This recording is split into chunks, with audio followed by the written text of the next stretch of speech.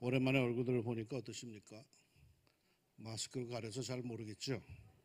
그러나 그럼에도 불구하고 다들 잘생기고 예쁘고 반갑고 그런 느낌일 겁니다. 이렇게 서로를 그리워했는지 예전에 미처 몰랐어요 하는 그런 심정일 것입니다. 나도 여러분을 보니까 마치 숨통이 좀 트이는 것 같습니다. 평강이, 사랑이, 주님의 보호하시고 지키심이 우리 사이에 넘치기를 소망합니다. 어떤 분이 저를 보고 그럽니다. 목사님 얼굴이 너무 깨끗해졌어요. 그동안 우리를 안 보시니까 마음이 되게 편하셨나 봐요. 또 어떤 이는 그럽니다. 목사님 많이 빠지신 것 같아요. 우리를 너무 그리워한 나머지 식사도 제대로 못하신 거 아니에요? 뭐가 정답일까요? 저에 대해서 안다고 말하지만 사실은 다 단편적입니다. 어떨 때는 사람들의 말에만 귀를 기울이다 보면은 자기 자신도 헷갈릴 정도입니다. 내가 정말 그런가 싶을 때도 참 많습니다. 저만 그럴까요? 우리 모두 다 그러합니다. 내가 보기엔 이분은 이럴 것이다 라고 했는데 뜻밖의 다른 모습을 보게 되는 경우들이 참으로 많습니다. 왜 그럴까요? 그분에 대한 경험과 보게 된 상황들이 다 다르기 때문일 것입니다. 그렇다면 오늘 하나님께 예배드리기 위해서 나온 여러분은 하나님에 대해서 얼마나 알고 계십니까? 하나님의 이해도가 어느 정도 되십니까? 오늘 읽은 성경 본문은 선지자 호세아의 외침입니다. 선지자 호세아는 이렇게 외칩니다. 우리가 여호와를 알되 힘써 알자. 여기서 우리는 누구일까요? 하나님의 선민이라고 자부심을 하나 갖고 살던 그 이스라엘 백성들입니다. 하나님에 대해서만큼은 자신들이 가장 잘한다고 의시되며 살던 그러한 사람들입니다. 자신들은 하나님께서 택하시고 성별하신 각별한 백성이라는 그런 전란 의식을 갖고 살던 사람들입니다. 그런데 이들에게 선지자 호세아가 외칩니다. 그러므로 우리가 여호와를 알자. 힘써 여호와를 알자. 무슨 뜻일까요? 하나님의 백성 이스라엘 백성들이 하나님을 모른다? 동의하기 어렵죠.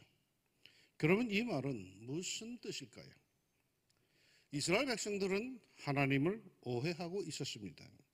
어떤 오해일까요? 그들에게 하나님은 아주 무서운 하나님이었습니다. 아주 엄격하신 하나님이었습니다. 그들이 이해하고 경험한 하나님은 율법적인 아주 엄격하신 하나님, 잘못하면 가차없이 냉정하게 때리고 찢는 파괴하는 하나님, 아주 두렵고 두려운 그런 하나님이셨습니다. 그러게 그들은 자신들의 죄악으로 그 무서운 하나님, 엄하신 하나님께 매를 맞고 찢기어 나라를 잃게 되었고 만신창이가 되었다라고 생각했습니다. 사실이죠. 그래서 자기들이 잘못해서 그랬기에 할 말도 없었습니다. 자기들에겐 말이죠. 소망이 없었습니다. 자기 편이 되어줘야 할 하나님이 자기들의 범죄함으로 자기들의 대적자가 되었으니 누가 이제 자기들을 도와줄 것입니까? 사무엘상 2장에 보면은 엘리 제사장이 자기 아들들이 하나님 앞에 범죄함을 보고 이렇게 말하는 장면이 나옵니다. 사람이 사람에게 범죄하면 하나님이 심판하시려니와 만일 사람이 여호와께 범죄하면 누가 그를 위하여 간구하겠느냐. 사람과 사람의 허물이라면 하나님께서 살펴보시고 약자를 도와주시고 억울한 일을 붙들어 주실 것이지만 만약에 그 대상이 하나님이라면 하나님을 대상으로 범죄한 것이라면 도대체 누가 그것을 도와주겠느냐라고 하는 것입니다. 이스라엘 백성들은요, 자기들이 하나님께 범죄함으로 나라가 어려워졌고 국운이 기울었다고 생각했습니다. 이렇게 자기들이 살기 어려워진 것은 무섭신 하나님, 공의의 하나님께서 자신들을 냉정하게 심판하셨기 때문이라고 여겼습니다. 그러기에 이렇게 하나님께서 자기들을 찢고 때리고 저주하는 하나님이 되셨으니 이제 자기들에게는 소망이 없다라고 여겼습니다. 사실이죠. 그래서 그들의 마음은 절망적이었습니다. 선지자들이 외친 게 뭡니까? 너희들 그러다가 맞는다라는 것이 선지자들의 외침이었습니다. 그런데 실제로 회개하지 않았기에 그들은 맞았죠. 이러한 상황에서 호세아가 외치는 것입니다. 여호와께서 우리를 찢으셨으나 도로 낫게 하실 것이요 우리를 치셨으나 싸매어 주실 것이요 이틀 후에 우리를 살리시며 셋째 날에 우리를 일으키시리니 그러니 여호와께로 돌아가자. 백성들이 하나님에 대해 잘못 알고 있는 것이 있다는 것입니다. 하나는 알고 둘은 모른다는 것입니다. 평상시에 잘못하면 혼난다는 말만 듣고 살다가 진짜로 자신들이 잘못하여서 매를 맞자 이제 하나님은 평상시에 말씀하신 대로 우리를 혼낸다고, 우리를 저주하신다고, 우리를 찢는다고, 우리를 버렸다고, 이제 우리는 희망이 사라졌다라고 절망을 하고 있는 거죠. 이에 호세아가 증언합니다. 그게 아니다. 호세아가 알고 있는 하나님, 호세아가 섬기고 깊이 교제하며 알고 있는 하나님은 그런 엄격하시고 냉정하신 하나님이 아니십니다. 호세아가 알고 있는 하나님은 범죄하면은 징계할 뿐만 아니라 매맞고 상처받아 신음하는 자들을 낫게 하시는 분이요, 그 상처를 싸매어 주시는 분이요, 죽어가는 이를 살리시는 분이요, 일으키시는 분이십니다. 사랑의 하나님이십니다. 그러게 호세아는 외칩니다. 그러므로 우리가 여호와를 알되 힘써 알자. 그분은 너희들이 알고 있는 그런 분이 아니시다.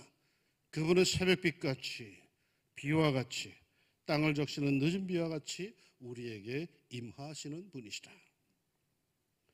호세아는 하나님을 새벽빛 그리고는 비로 비유하면서 그분을 증언합니다. 무슨 의미일까요? 새벽빛, 긴 어둠의 세력이 물러갔음을 알려주는 신호타임입니다. 고통과 고난과 근심과 절망의 시간이 끝났음을, 새 날이 도래했음을 알려주는 빛입니다.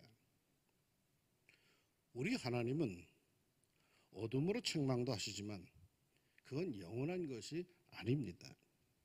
우리 하나님은 눈물도 주시지만 그것 역시 영원한 거 아닙니다.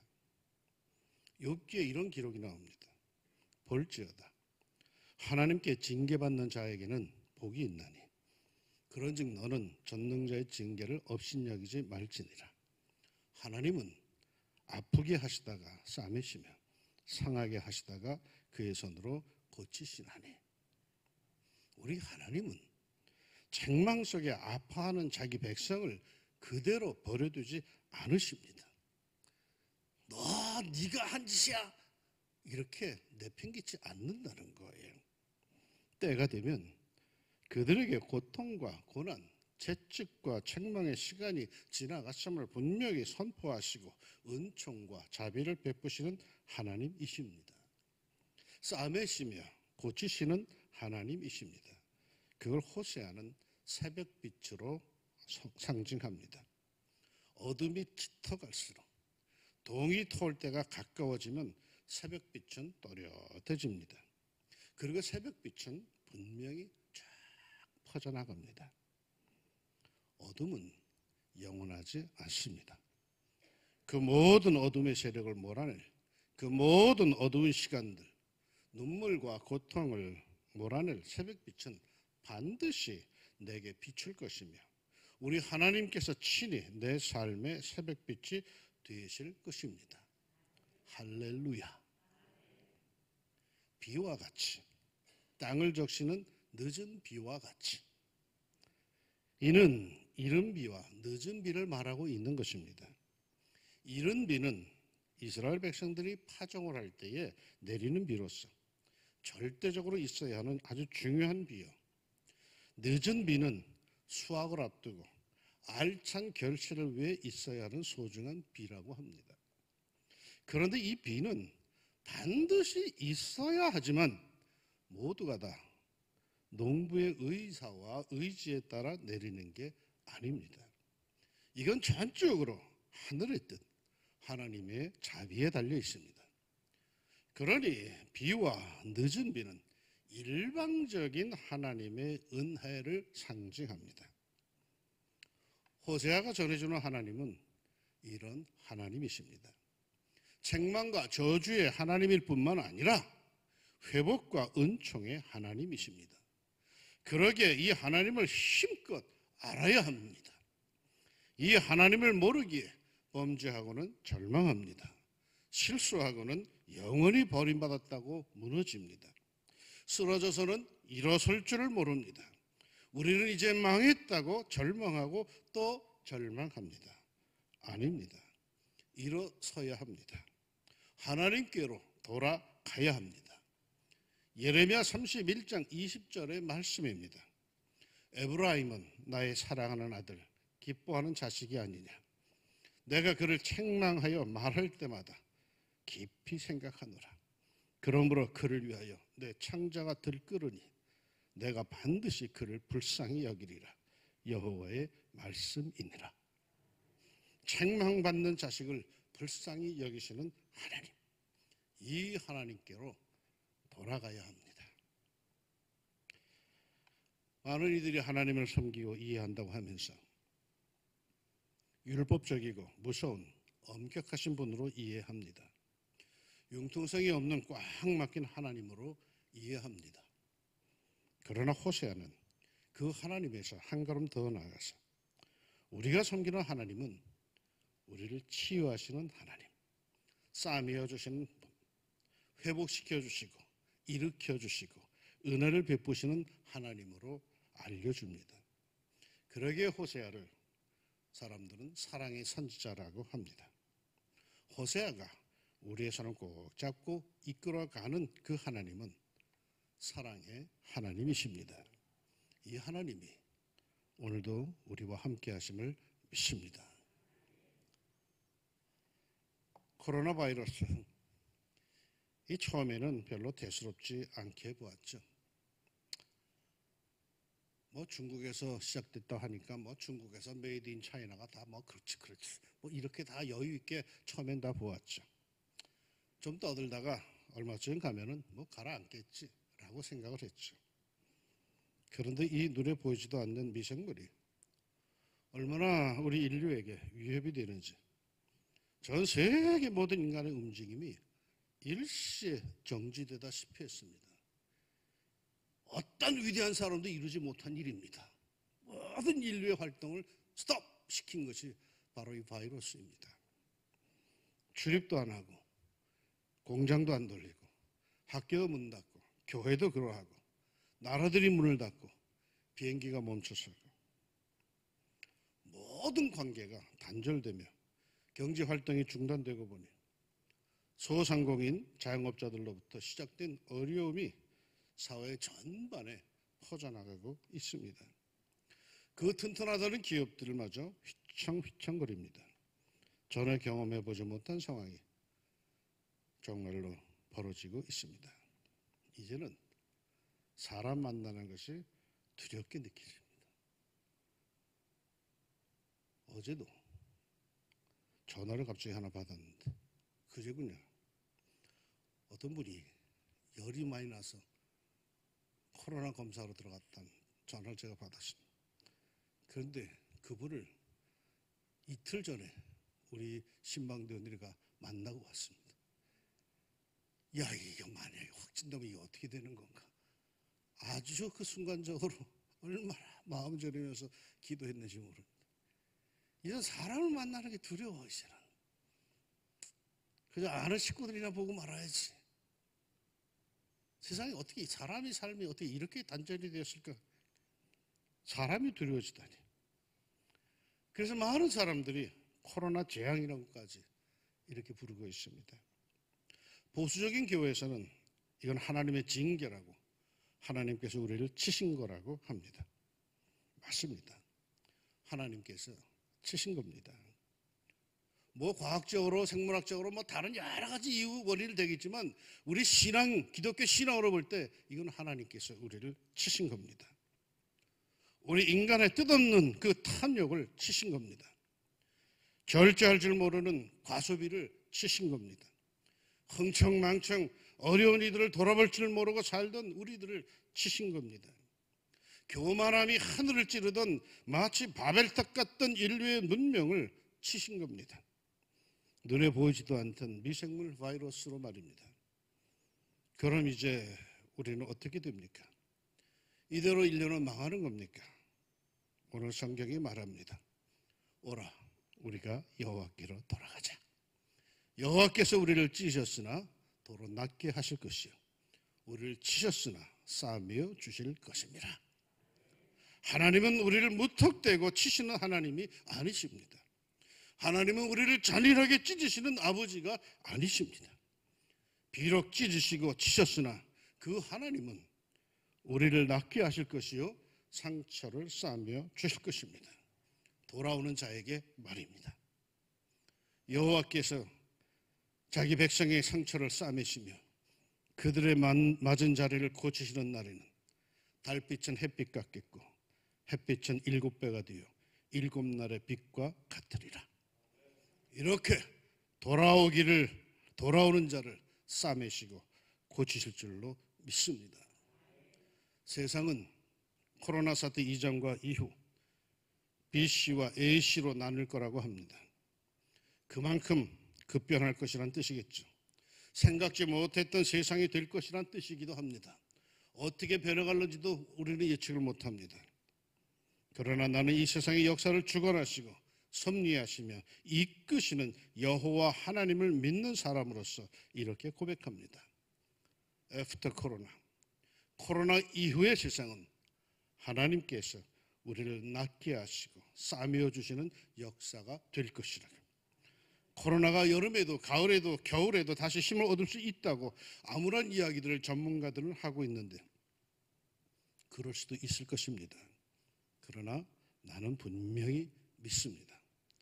그 모든 것들을 통해 결국 하나님께서는 우리를 낫게 하실 것이요 싸매어 주실 것이요 더욱 강건하게 세워 주실 겁니다. 우리를 이 지구촌을 새롭게 하실 겁니다. 그러게 우리는 옛것을 벗어버리고 새 마음으로 새 영으로 우리 하나님께 돌아갑시다. 온전한 믿음으로 말이요 성실함으로 말이요 진실함으로 말이요 돌아갑시다. 그러면 이 모든 것들이 합력하여 선을 이룰 것입니다. 그냥 내버려 두면은 멸망과 파멸로 달려갈 인류의 역사를 하나님께서 손보시며 선한 길로 이끌어 주실 것입니다. 이 하나님의 선한 손길이 그 사랑이 우리와 함께 하심을 믿습니다. 여러분 모두 이 하나님의 선한 손길과 그 크신 사랑 가운데 힘을 얻고 일어서시기를 주의 이름으로 축원합니다. 기도합시다. 사랑하는 하나님 아버지, 코로나로 인해서 우리들의 모든 삶이 잠시 정지가 됐습니다. 어느 누구도 이루지 못한 일을 이 눈에 보지도 않는 미생물 코로나 바이러스가 이 지구촌을 그렇게 만들었습니다. 우리는 그동안에 얼마나 자신만만하게 그렇게 살아왔는지 모릅니다. 그런데 사실 우리들의 모습이라는 것이 이렇게 눈에 보이지도 않는 바이러스 때문에 모든 것이 올 수도 없는 이러한 수도 있다는 것 저희들이 깨닫게 됩니다. 바이러스 앞에 겸손해지는 게 아니라 하나님 앞에 우리가 낮아질 수밖에 없음을 깨닫습니다. 하나님, 이 모든 것이 우연히 벌어진 것이 아니라 하나님의 손길 가운데 이루어짐을 압니다. 사랑하는 아버지 하나님, 아버지는 이 세상을 주장하시고 주장하여 주시고 계신 줄 믿습니다. 하나님의 뜻이 있기에 우리를 치셨사오니 우리가 회개하게 하여 주시고 회개하고 주님께 돌아가는 모든 사람들에게 주님 싸매어 주시고 고쳐주시고 다시금 일어설 수 있도록 도와주시옵소서. 이 지구촌이 새로워지게 하여 주시고 이 지구촌이 정말 무엇을 해야 되는지를 모두가 다 깨달을 수 있도록 하나님 우리에게 일치된 마음을 우리 인류에게 허락하여 주시옵소서. 그 역사 속에 우리 교회가 우리 하나님의 자녀들이 축복의 통로가 되게 하시고 치유의 통로가 되게 하시고 희망의 통로가 되게 하여 주시사 세상과 함께 절망하며 무너져 나가지 않게 하여 주시고 교회 때문에 성도들 때문에 다시금 사회가 힘을 얻을 수 있는 그런 은혜의 역사가 꼭 있게 하여 주옵소서. 하나님의 사랑의 손길을 믿습니다. 그 손길 우리와 함께 하옵소서. 예수님의 이름으로 기도합니다.